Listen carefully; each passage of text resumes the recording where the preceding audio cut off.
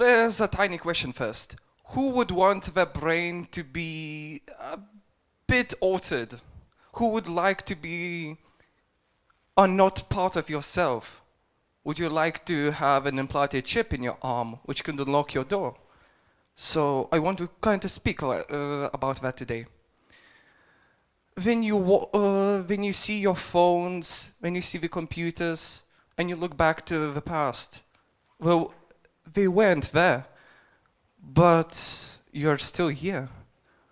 What would you do if you had a chip in your arm? Could unlock your phone, could unlock your door, you could access your bank account. What could you pay? What would happen if you could pay for drinks? What could happen if you paid for your groceries in a store like that? There would be less things to worry about your wallet, about your keys. But how would you know you were still you? How much of you we can replace until there is no left of you? Some people say the brain is the core. If there is still the brain, there is still you. Or that's the same happens when people get transplants. They get different arm. Is it your arm or is it that person's arm? What happens when you lose an arm and you get a cybernetic one? It connects to your neurons and you're still able to move it, but you're not able to feel it. What would happen if you lost both of your legs and you had a choice, a wheelchair, or try experimenting with the cybernetic ones? They're not guaranteed that you're gonna walk in the future, but it may help others. Would you rather take choices which matter for others or matter for yourself? For example, if you're dying and your brain would be needing to be alive, but they need to do that operation, so they can use your brain for different kind of augmentations, different kind of microchips. One professor in England tried growing a rat's brain. He needed nutrients for it, every day kind of bit of a light. It was trapped in a chamber, but it was still brain. So what happened when he attached it to a model car? Nothing. But what happened when he added sensors in it? It could feel, but was it alive? What would happen if we, right now, took a part of your brain and started growing it? Is it you? But it's part of your brain. What would happen if we placed in the future, place that your brain in a different kind of body, a machine? Is it you or is it a machine?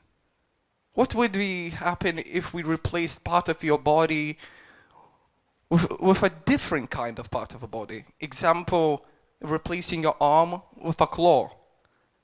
Is it yours or is it the machine's? You can control it. Many think that these things are immoral. Humans should stay humans. Biological components shouldn't mix with machine. But that time will come. Because evolution leads to many things that aren't wanted, but they are needed. For example, many wars brought upon revolutions, which made humans move one step closer to their future. Why is that step cannot be taken in peaceful times? But some measures have to be taken. The testing on animals may be immoral, but is needed. But what will happen when we need to move on the human testing? Who would volunteer? Who would volunteer even get planted a chip in their brains? But they would explain that chip would help you to move your limbs, maybe which are paralyzed for decades. There was a man once, had a type of disease which he couldn't move his arms. But then they placed stimulators in his chest. Well, they needed to be recharged once in a while, but they helped him move his arms. But was he human? Or was he half machine now? But it was just a small piece that made his arms move. But due to that piece, he could move them. There's so many questions about technology and humans, which can be rarely answered.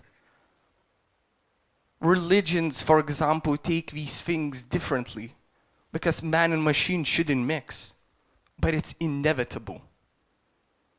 A chip in your arm could help you with many different things. For example, there was an experiment. Students of one university got implanted with small magnets in their fingertips. And then one wore a hat with sensors. He could have closed his eyes, went up to the wall, and those sensors sent a signal into those magnets, and they started vibrating. The more intense it was vibrating, the closer he got to a wall.